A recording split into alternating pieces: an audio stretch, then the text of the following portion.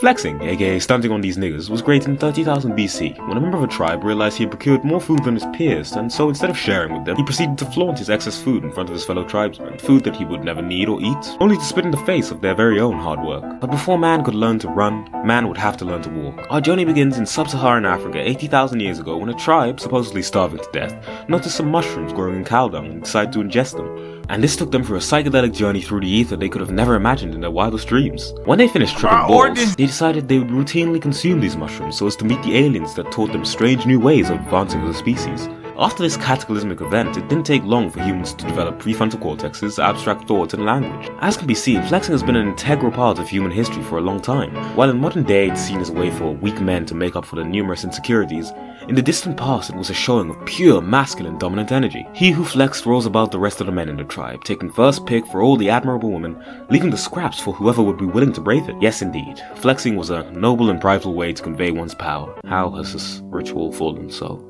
From its honorable roots, it's been transmuted into the pathetic show of one's bare ego. Small and barren, nothing to see here.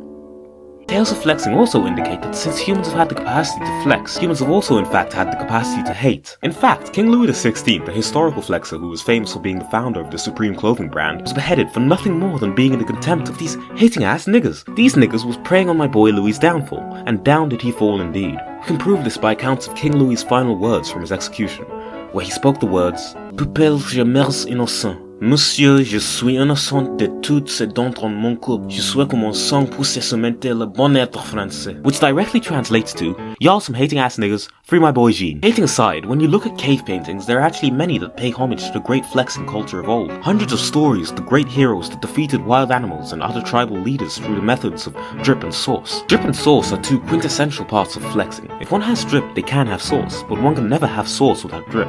Examples of drip would be items of clothing or jewelry, often referred to as ice. But sauce is a much more intrinsic, intimate form of drip. For the drip that makes up the sauce comes from within it. In saying this, we confirm that one does not need expensive clothing or jewelry, but only mastery over the art of intrinsic drip to become one with themselves and the earth. To become, in a sense, base. Once one has achieved basedom, one can now go on to procure their very own unique sauce. When enough sauce has been procured, it can be used to drown enemies at any time, winning battles to conquer land. However, if one is not careful, one can become lost in the sauce. We do assume that this is how tribal leaders of old used to fight. When looking for evidence of this, we are pointed to the ancient graves where we can obviously view that these niggas was fitted the fuck out. Here, Vegeta asked me to make him a new battle suit a while back, so I got it done and it turned out so well I figured I'd just go ahead and make one for everybody.